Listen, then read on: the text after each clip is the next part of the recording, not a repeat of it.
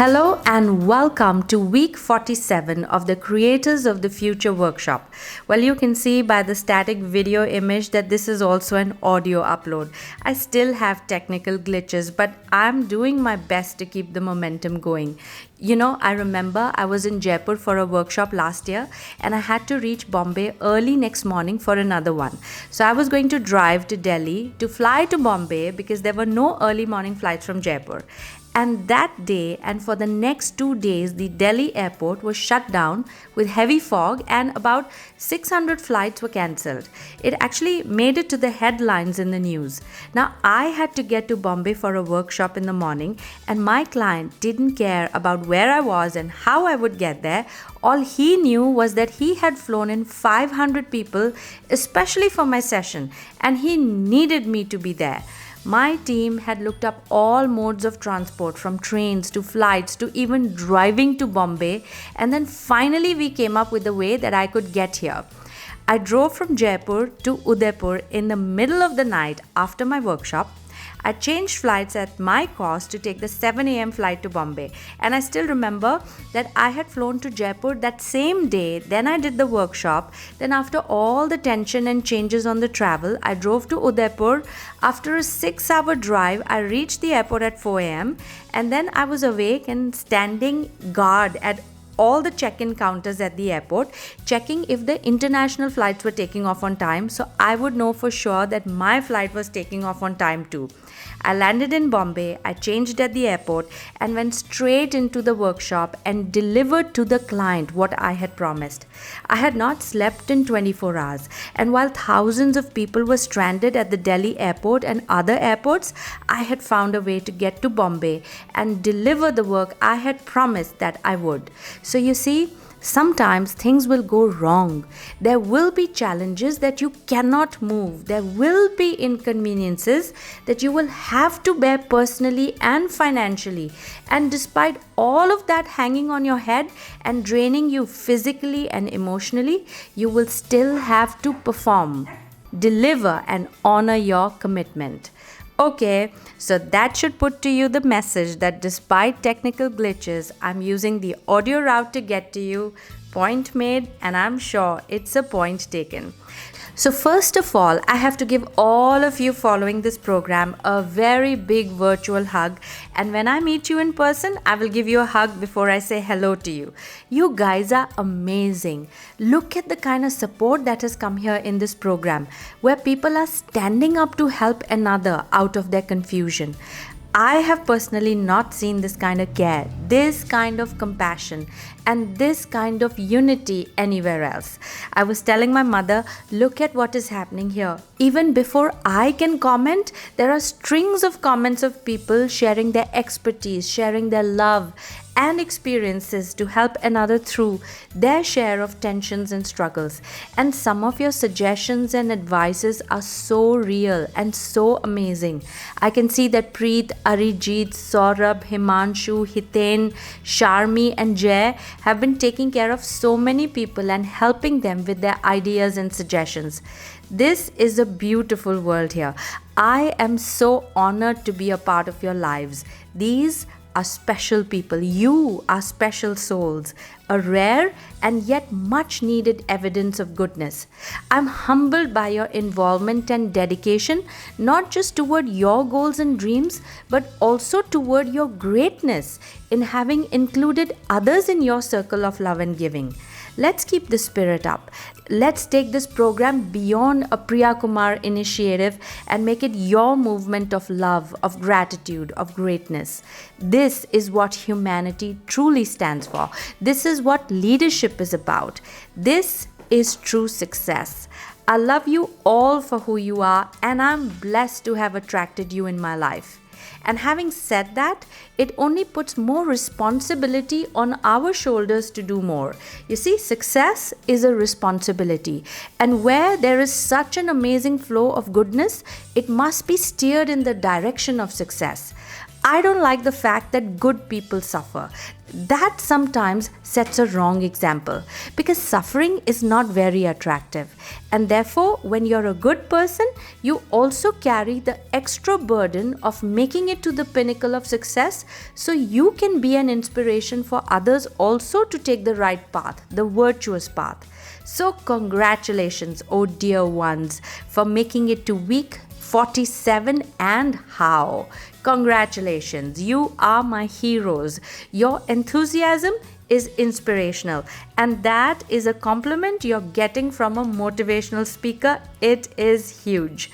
I must also tell you that my address, oh dear one, comes from my new book, The Wise Man Said. So this cute old wise man who's a billionaire and yet roams the world with no identity and no money in his pocket, collecting experiences and wisdom, he addresses people he likes as oh dear one. So when he speaks to one of the main characters in the book, her name is Naina, he calls her as oh dear one.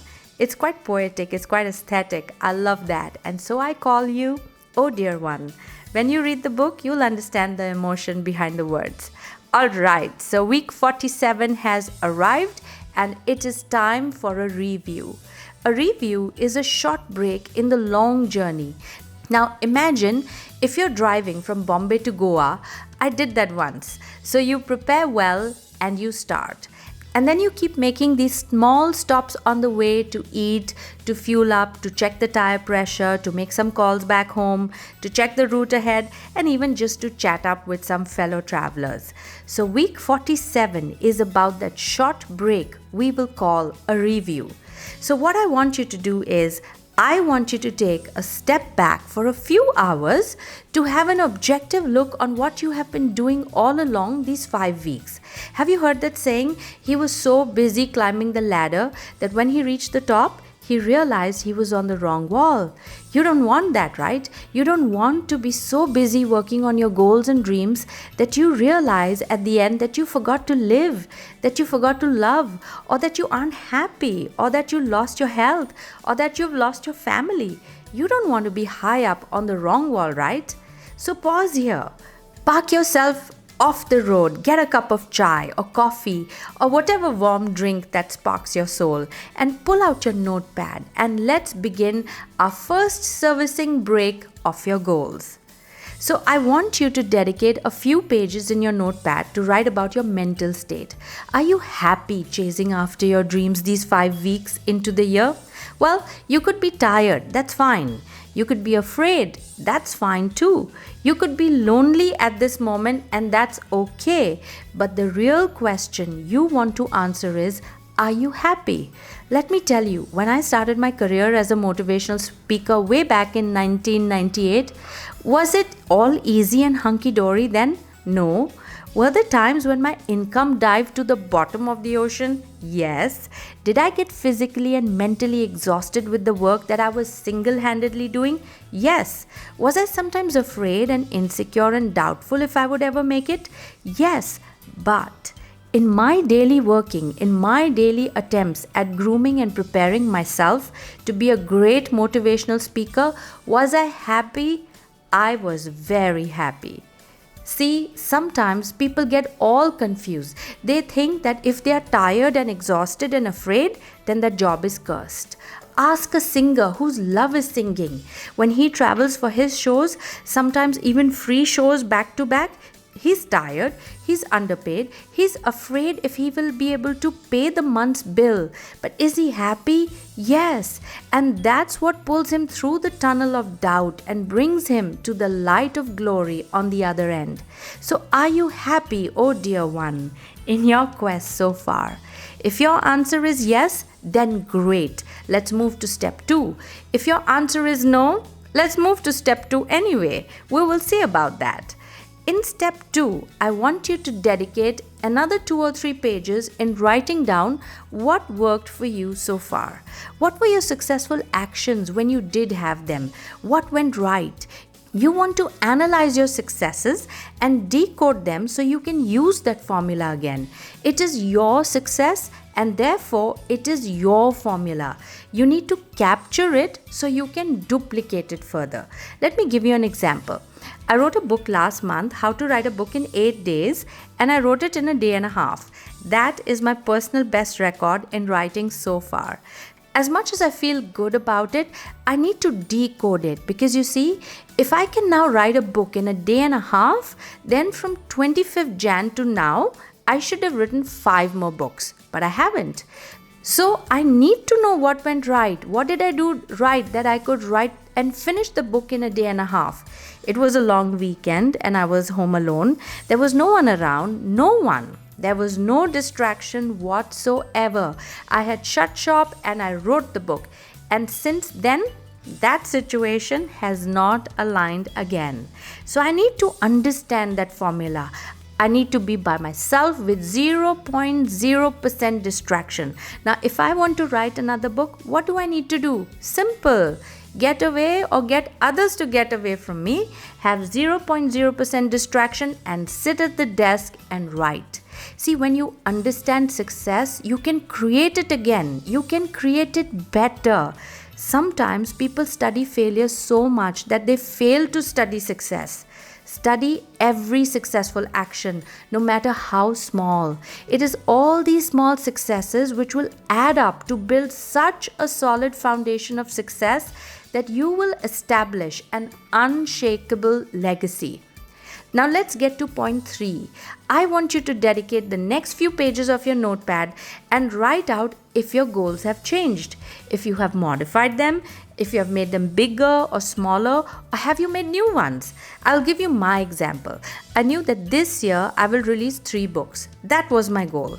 But then I got so inspired with this program and also looking at your goals. And then I met some amazing people these last few days and I have been so ignited and so inspired that I changed my goal. Actually, I modified my goal and said this year will be the year of the writer and I will write at least 20 books. So I started out with a goal in the beginning of the year and it became bigger. Let me tell you some more. I had not included financial planning in my goals, but now I have an addition to my goals to build a passive income. I had the goal of running the half marathon in 2018, but now with the running, my knee is acting up and I have to take it easy on the running. So I'm not pushing myself too much on the goal. I'm flowing some kindness on my knees and telling them it's okay, I can push this goal further. You see, I don't want to injure myself. Then I had the goal of going to New York to study filmmaking, and now that has changed to another plan of writing for films. You see how my goals have shifted just in 5 weeks. You want to take a look at what is going on. As you walk further on this path of your dreams, you will find new adventures, new opportunities, and new horizons. You may want to adjust and tune your heart to play the best melody in that time. Don't be too harsh on yourself. Change and mold as you go along. It's okay. You can dream a dream, but when it comes closer to reality, you will know that feeling for real only then. I remember it was my dream to buy a BMW, and when I did buy it, it didn't give me the happiness that I thought it would. I was so surprised. I had the BMW on my vision board when I started my career. I would go, ooh, that's my baby, when I would see someone else zip past in it. But when I bought it and sat in it, it didn't feel the way I had imagined it to. So you will only know that when you get there. And it's okay to say, I don't feel it. You can change and modify your goals. That is not compromising. Compromising is where you feel a lack and you feel inadequate to continue on the journey, and so you say, oh, I don't think I can do it. Compromise will steal your soul. I'm talking about adjusting goals to your heart, and you're allowed a change of heart. The third thing I want you to do is write about the challenges that you had to overcome along the way so far. So if you had some problems and hiccups, how did you solve them? Some challenges may still stand unsolved, but what about the ones that you did solve? You want to take the attention to your ability to have moved some obstacles out of your way. It is important to acknowledge that. It is important to know that those setbacks are over, and in knowing what you did to overcome them makes you more cautious about their occurrence again. Wouldn't it be silly to solve a distraction only to have it come back again? If you solved it once, then you should be able to solve it again, or best, resolve it. So I realized that my admin work was taking too much of my time, and I could not take the time or bring my focus to the work that I really wanted to do. So I trained and promoted my staff to take away more of my responsibilities. They got promoted, so they are happy. I don't have to spend too much time in admin. I am happy. I solved it. It would be really silly to blame my work for coming in the way of my goals. It would be silly to say at the end of the year, oh, you see, I was so busy that I didn't have the time to follow my dreams. Find a way. There is a problem. Let's solve it.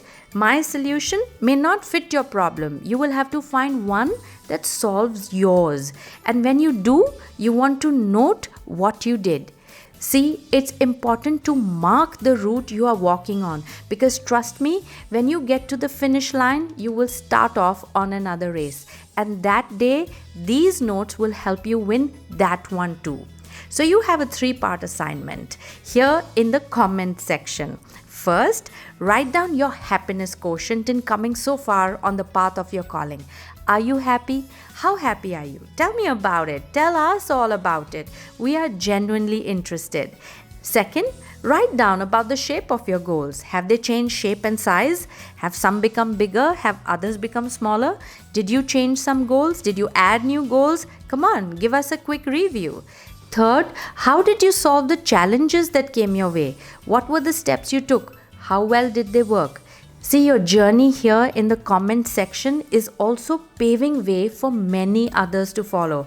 I can vouch for this, that in the weeks to come, people will only read the comments to get on the program. They won't even need to watch the video. That is how powerful your journey is shaping up to be. So I'm signing off here and getting on the comments. I am so eager to be a part of this new week with you. Keep the momentum going, or no, let's just make it bigger. I love you guys, and I will be on the video next week. Bye-bye.